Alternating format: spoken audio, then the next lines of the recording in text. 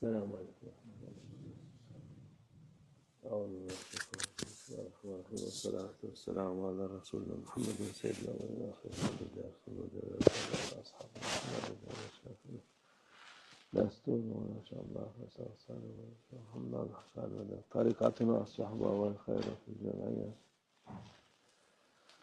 الرحمن الرحيم ولا تركنوا إلى الذين ظلموا فتمسكوا الله. বিসমিল্লাহির রহমানির রহিম। ওয়ালা তারকানু ইলাল্লাযিনা যালামু ফাতামাসসাকুমুন নার। সাদাকাল্লাহুল আযীম। আল্লাহ আযজা ওয়া জাল্লা বলেছেন, যারা জুলম করে তাদের সাথে মিলামেশা করবেন না, তাদের প্রতি ঝুঁকে পড়বেন না, আর যারা তাদের দিকে ঝুঁকে পড়ে জাহান্নামের আগুনও তাকে স্পর্শ করবে এবং তারা ক্ষতিগ্রস্ত হবে। সবসময় নেক লোকদের সাথে থাকুন, জুলমকারীদের থেকে দূরে থাকুন। যারা জুলম করে তারা নিজেদের ছাড়া অন্য কারো কথা ভাবে না। তাদের একমাত্র আকাঙ্ক্ষা হলো জুলম করা, অত্যাচার করা, আর কিছুই নয়। আর এই দুনিয়া এই অত্যাচার এবং জুলমে পূর্ণ হয়েছে। কোথাও ন্যায় বিচারের কোনো চিহ্ন নেই, কোনো দেশেই নয়। এখানকার কিছু লোক বলে ইউরোপে ন্যায় ইনসাফ রয়েছে।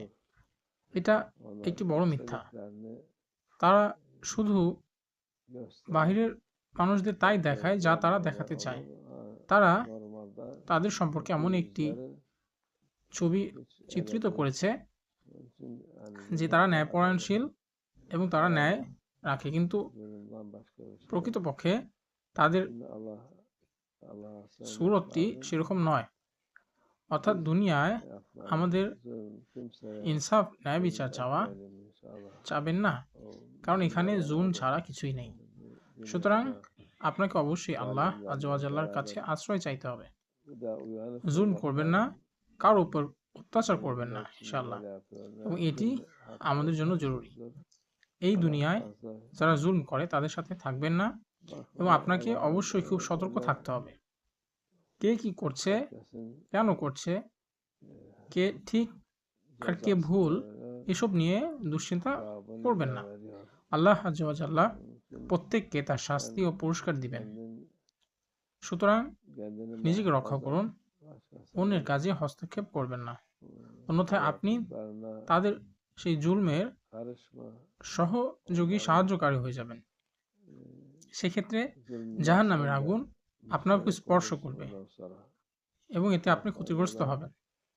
সুতরাং সতর্ক থাকুন এবং নিজেকে রক্ষা করুন। কোনো বিষয়ে নিজ মন্তব্য করবেন না।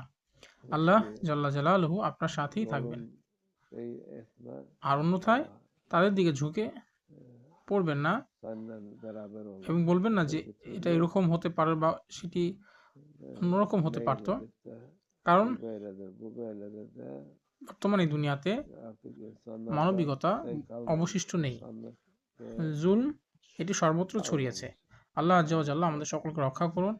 আমরা জুলম কখনোই কবুল করি না, আমরা জুলমকারীদের সাথেও নেই। আল্লাহ আযজা ওয়া জাল্লা যেন আমাদেরকে তার সঠিক পথ থেকে বিচ্ছিন্ন না করেন। আল্লাহ আযজা ওয়া জাল্লা যেন আমাদের সকলকে রক্ষা করেন।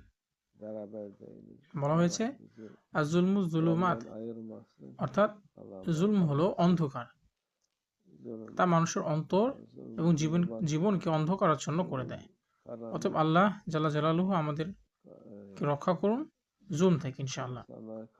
আল্লাহ আযজা ওয়া জাল্লা যেন মুহাম্মদ সাল্লাল্লাহু আলাইহি সাল্লামের উম্মতের জন্য সাহেব জামানকে প্রেরণ করেন এবং এই জুলমের অবসান ঘটান, কারণ এর অবসান ঘটানোর আর কোনো উপায় নেই।